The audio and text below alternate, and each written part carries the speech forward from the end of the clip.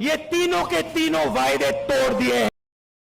ये तीनों के तीनों वायदे तोड़ दिए हैं। कहती भैया 80,000 तो नहीं लेंगे, 40,000 लेंगे। पेंशन देते थे, अब नहीं दोगे, हमारा भविष्य बर्बाद कर दिया।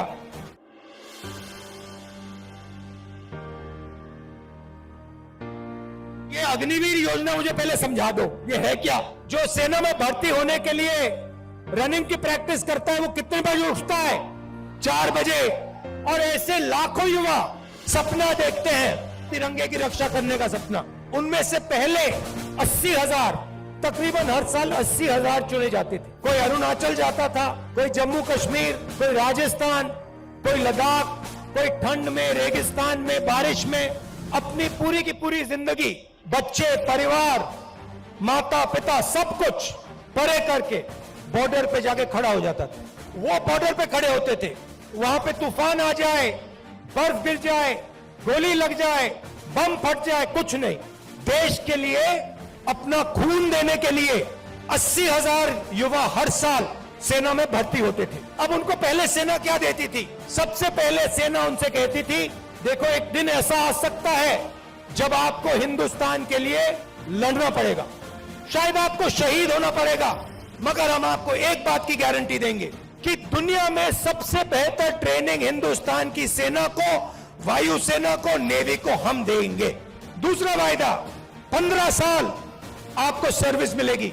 अगर आपको इतनी सी भी चोट लगी, हम आपकी रक्षा करेंगे। तीसरा वायदा, आपने इस देश के लिए अपना पूरी की पूरी आपने जिंदगी दी, आपने अपने बच्चे दे दिए, माता पिता दे दिए, परिवार दे दिया, अपने सारे के सारे सपने दे दिए इस तिरंगे को रक्षा करने के लिए। ठीक है, हम आपको पेंशन देंगे। जब आप गांव में वापस जाओगे तो हम आपको एक्स सर्विसमैन कह के हम आपको गांव भेजेंगे कि आपको वहां पे, चाहे आप शहर में रहो, चाहे आप गांव में रहो, जब हिंदुस्तान की बाकी जनता आपकी ओर देखे, वो कहे कि इस व्यक्ति ने वो किया जो मैंने नहीं किया।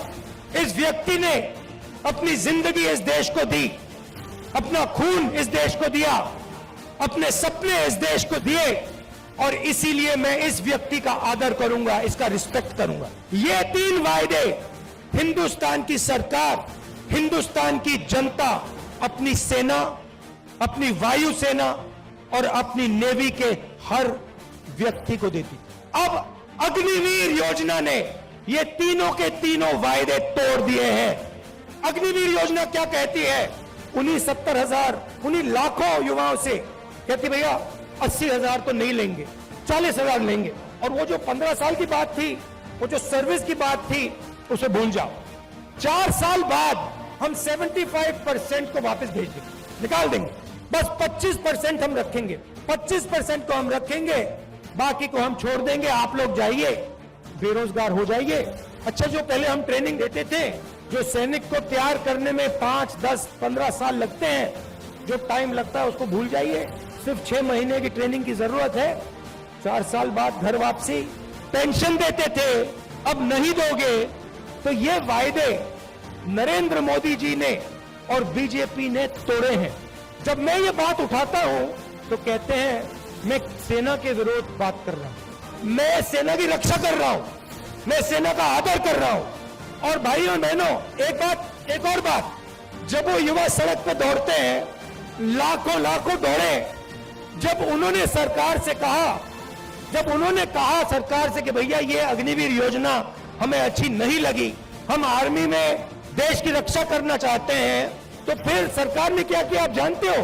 सरकार ने कहा कि इनके अगर चेहरे कैमरा पे आ गए, जो धरना दे रहे थे, अगर इनके चेहरे कैमरा पे आ गए तो इनको कोई सरकारी नौकरी नहीं मिलेगी। और धमकाया उनको कि बाहर मत आओ, अग्निवीर के बारे में सच्चाई मत बोलो, नहीं तो तुम्हें सरकारी रोजगार नहीं मिलेगा।